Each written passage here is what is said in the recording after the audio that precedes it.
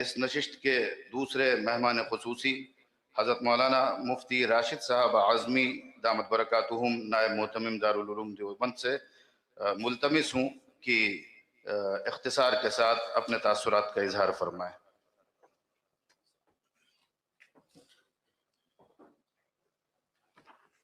بسم اللہ الرحمن الرحیم نحمدہ و نصلی علی رسول الکریم۔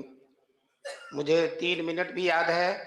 اور آپ حضرات کی بھوک کی پریشانیاں بھی یاد ہیں، اس لیے میں بہت زیادہ کوئی بات کہنے کے موڈ میں نہیں ہوں، لیکن جب کھڑا کیا گیا ہوں تو کچھ نہ کچھ تو کہنا ہی پڑے گا۔ حضرت علامہ انور شاہ کشمیری رحمۃ اللہ علیہ کے سلسلے میں جو یہ عظیم الشان سیمینار منعقد کیا گیا ہے، یہ وقت کی بہت اہم ضرورت اور حضرت علامہ انور شاہ کشمیری رحمۃ اللہ علیہ کے علوم و افکار اور ان کی بلند نگاہیاں ان کو سمجھنے کے لیے ایک بہت بہترین کوشش ہے۔ اللہ تعالیٰ حضرت مولانا محتمم صاحب، مولانا محمد سفیان صاحب، مولانا شکیب صاحب، مولانا احمد خضر صاحب اور تمام کارکنان اور ذمہ داروں کو اس حسین اور بہترین اور منظم اور مرتب، اس میں اناؤنسر صاحب کا بھی شکریہ ہے کہ انہوں نے پورے مجمع کو بہت اچھی طرح کنٹرول کیا۔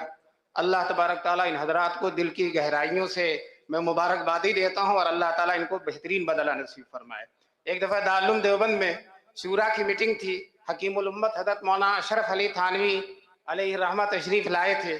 میٹنگ ختم ہوتے ہوتے حضرت شاہ صاحب کا درس بھی پورا ہو گیا تھا، تو حضرت مولانا حکیم الامت رحمۃ اللہ علیہ کی خواہش یہ ہوئی کہ شاہ صاحب کا سبق سنو۔ حضرت محتمم حکیم حضرت مولانا محمد احمد صاحب رحمۃ اللہ علیہ حضرت تھانوی کو اپنے ساتھ دارالحدیث میں لے آئے۔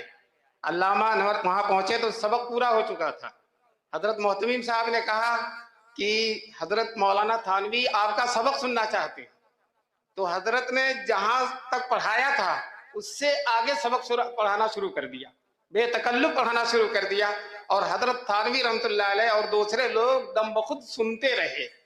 اور آخر میں حضرت تھانوی رحمۃ اللہ علیہ فرماتے ہیں، یہ تبصرہ بہت وسیع حضرت تھانوی کا تبصرہ ہے جو اپنی جگہ پہ حکیم الامت ہے، کہ ایک ایک جملہ ایسا ہے کہ اس پر رسالہ لکھا جا سکتا ہے، ایک ایک جملہ ایسا ہے کہ اس پر رسالہ لکھا جا سکتا ہے۔ ابھی آپ نے لوگوں سے سنا ہوگا کہ حضرت کی تقریر بہت طویل ہوتی تھی،